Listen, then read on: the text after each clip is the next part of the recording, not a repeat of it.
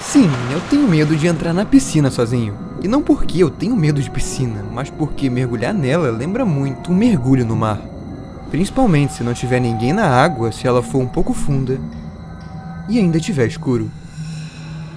A sensação é que vai spawnar um tubarão na minha frente ou que alguma coisa vai me puxar pra baixo, bem como aqueles vídeos bizarros de talassofobia.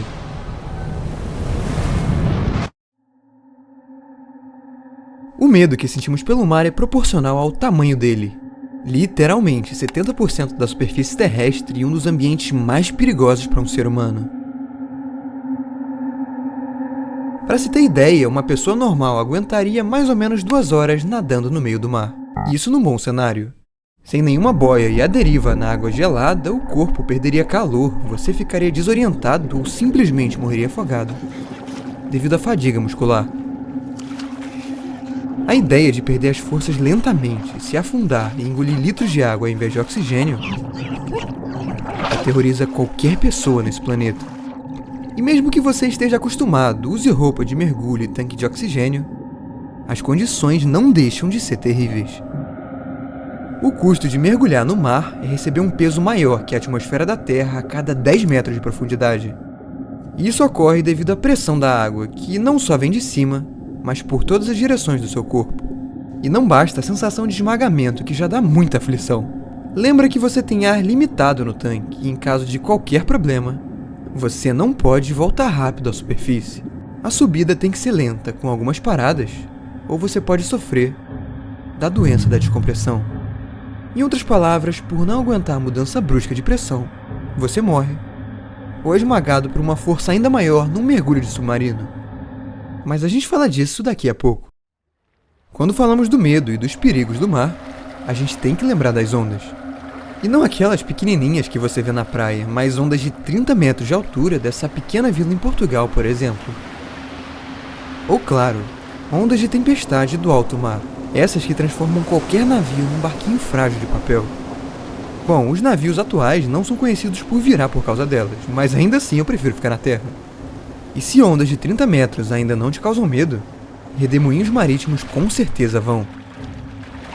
Eles são formados pelo encontro de duas correntes e pode-se dizer que é tipo um buraco negro do mar. Qualquer coisa que chegue perto é puxado para baixo. Um ser humano em contato seria sugado sem nenhuma chance de voltar à superfície. Muito menos sobreviver. E beleza, todas essas coisas dão bastante medo. Mas claro que não é só de eventos marítimos que somos assombrados. Assim como a Terra, o oceano também é lar de animais. E animais muito bizarros. E aqui eu já começo por baleias. Sim, baleias que não causam mal nenhum para nós, seres humanos. Todo mundo sabe que elas se alimentam de crio e pequenos peixes. O homem definitivamente não entra no seu cardápio, mas isso não impede da gente ser engolido sem querer por uma delas. Ou na maior das chances, ter o barco quase virado quando elas saltam para fora. Mas o pior para mim é o barulho que elas fazem. Um tipo de grito ou forma de comunicação que pode viajar 15 mil quilômetros de distância e assombrar o seu ouvido num mergulho de fim de tarde. Espero que eu nunca escute uma porra dessas na minha vida. Outro animal marinho que me dá nervoso é a orca. E eu sei que elas não são conhecidas por atacar pessoas, mas o nome baleia assassina é um pouquinho suspeito. Elas podem atingir 8 metros de comprimento, são muito inteligentes e eu não sei por que motivo uma família faminta não hesitaria em comer um nadador à deriva. Mas se você confia na orca e numa baleia do tamanho de um avião, você não deve confiar muito num tubarão, né? Pelo contrário desses dois, tem muito caso de ataque de tubarões a seres humanos. Isso não é segredo pra ninguém. Claro que tem a polêmica de que não estamos no seu cardápio e que ataques acontecem por mordidas exploratórias.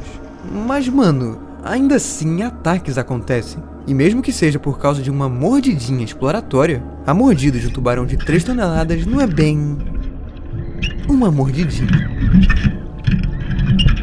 O oceano também é lar de outras criaturas complicadas, pequenas, mas com veneno capaz de causar paradas cardíacas. Ele também é o lar de serpentes marinhas não tão agressivas, mas que, em caso de mordida, podem te levar à morte em 24 horas. Tem também o polvo de anéis azuis, menor que a palma da mão, mas que a picada te mata em 20 minutos. E para piorar ainda mais, encostar nessa água-viva do tamanho de um dedo pode te matar em apenas 2. Lembremos que essas são espécies conhecidas e animais que a gente vê mais perto da superfície.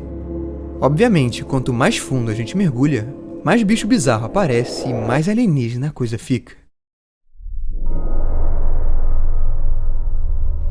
Todo ano, mais de 2.000 espécies de animais marinhos são descobertas. Parte delas vive nas profundezas, em lugares onde a pressão da água é tão forte que o homem precisa explorar com um submarino ou uma câmera. Por ser uma região escura, as criaturas abissais usufruem da bioluminescência, a capacidade de produzir luz, tal como um vagalume. Esses animais têm corpos gelatinosos, flexíveis e adaptados para aguentar a tamanha pressão da água. Alguns ainda entram na categoria do gigantismo abissal, uma tendência dessas espécies de ser maior que o normal. Quanto maior o tamanho, mais eficiente é o metabolismo e menor é a perda de energia e calor. Em outras palavras, num ambiente escasso, frio e sem comida, faz muito sentido encontrarmos animais um pouco maiores do que a gente vê na parte de cima. Por exemplo, esse é um caranguejo normal. Esse é um caranguejo do fundo do mar, com quase 4 metros de comprimento. Isópodes são crustáceos do tamanho de uma unha que você encontra inclusive no seu jardim. O isópode gigante, bem, o nome já explica. Essa é uma lula de tamanho normal. Já essa é uma lula gigante, de 9 metros de comprimento e que vai saber a força de um bicho desse te puxando para baixo.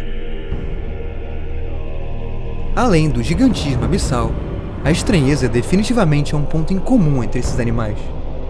E quando eu me referi a eles como alienígenas é porque eles realmente parecem. O tubarão da Groenlândia é um tipo de zumbi. Tem 6 metros de comprimento, é cego e pode chegar aos 500 anos de idade.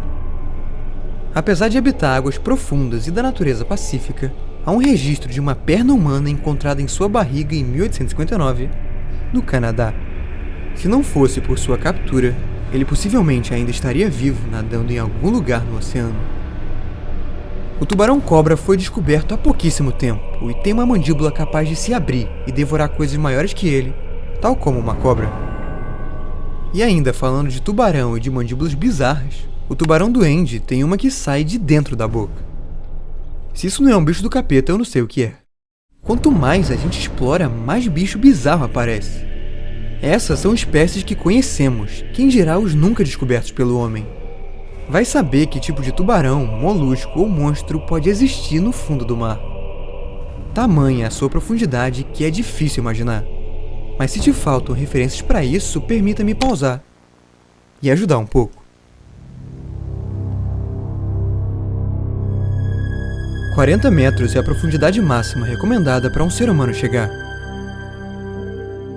O Grande Buraco Azul em Belize é um poço assustador, mas que não passa dos 124 metros. A luz do sol começa a ficar fraca na zona do crepúsculo aos 200. Um pouco mais embaixo, já é total escuridão. Nos 3.800 metros estão as carcaças do Titanic. Mais pessoas foram à Lua do que chegaram ao marco de 6.000. A 8.849, o Monte Everest ficaria submerso. Por fim, nos 10.994 metros, fica a Fossa das Marianas. Não só o lugar mais profundo do oceano, como também de todo o planeta Terra. Aqui, nenhum ser humano seria capaz de sobreviver. Não bastaria a temperatura congelante beirando os 0 graus. A pressão extrema faria o seu corpo ser esmagado instantaneamente. A única forma de descer tão fundo é por meio de submarinos. Apenas 6 pessoas fizeram isso no mundo e pode ser algo bem arriscado, mesmo com a melhor das preparações. E aí acontecem casos de implosão como o submarino Titan em 2023, que, pasmem, ocorreu somente a 3.500 metros de profundidade. Imagina se fosse mais fundo e imagina o que deve ter por aí no fundo do mar. Vai saber quantos naufrágios enferrujam em todo o leito oceânico, quantas coisas bizarras existem no fundo ou quantos barulhos sem explicação e anomalias existem nas profundezas.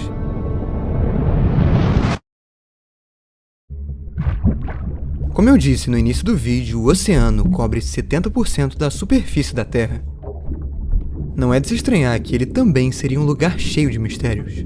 E quando se fala em mistério e oceano, é impossível não lembrar do Triângulo das Bermudas, uma região entre Bermudas, Porto Rico e Miami, conhecida por desaparecimentos inexplicáveis. Tudo começou em 1918, quando um navio americano saiu do Rio de Janeiro em direção a Baltimore, no nordeste dos Estados Unidos. Em dado momento, ele alcançou a região das Bermudas. O navio comunicou que o tempo estava bom, então desapareceu do mapa sem deixar nenhum rastro. Tanto os destroços quanto os 306 homens a bordo nunca foram encontrados. Em 1945 aconteceu algo parecido. 5 aviões dos Estados Unidos fizeram uma operação de treinamento sobre a região, quando disseram estar perdidos. Um avião de busca foi enviado ao local logo em seguida para procurar os homens, mas como vocês devem imaginar, também desapareceu. Nenhum dos 6 aviões voltou para casa. Para onde eles foram? Depois desses casos, o Triângulo das Bermudas ganhou fama de ser uma área amaldiçoada, atingida por alguma anomalia ou até lar de extraterrestres. Bom, essas são teorias da conspiração e você pode acreditar se quiser. A parada é que essa região é conhecida por tempestades com ondas enormes, e erros humanos podem sempre acontecer, o que explicaria os casos de desaparecimento. Na verdade, mano, centenas de navios e aviões passam nessa área todo dia e nenhum deles desaparece. Pelo menos, não a grande parte. Existem coisas mais inexplicáveis do que isso, como a anomalia do Mar Báltico. Uma foto tirada do fundo do mar e dita por ser um OSNI, um objeto submarino não identificado. As estruturas de Yonaguni no Japão seguem o mesmo esquema. Ela é um tipo de cidade submarina e que muitos teorizam ser feito por extraterrestres ou uma civilização extinta, tal como a cidade de Atlântida. Bom, não parece ser a Atlântida original nem algo criado por alienígenas. Mas sei lá, mano, nunca se sabe. Agora uma coisa que nunca se sabe mesmo é o bloop. Esse é um som capturado em 1997 do fundo do Oceano Pacífico.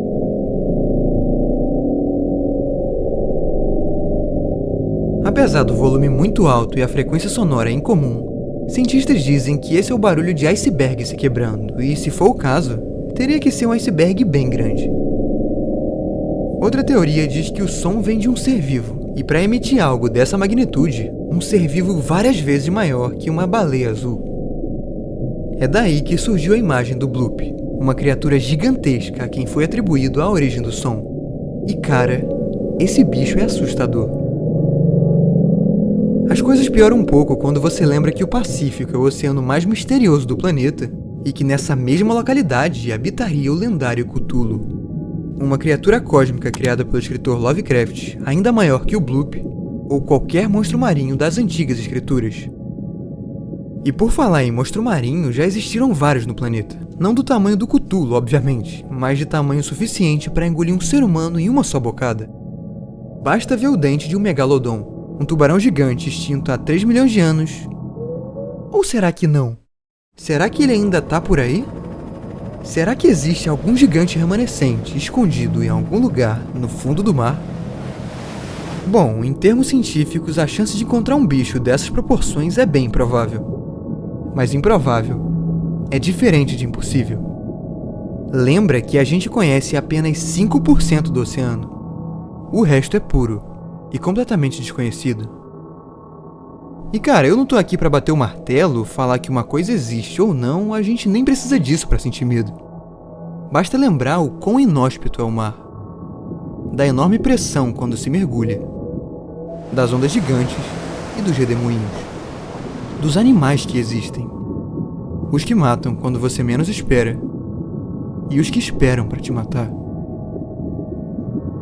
Por fim, lembramos do medo mais primitivo, aquele que te faz não entrar na piscina sozinho, que te impede de mergulhar fundo e fechar os olhos na água, o mesmo medo de estar perdido no oceano, até perder as forças e virar mais um pequeno grão de areia, num cemitério repleto delas.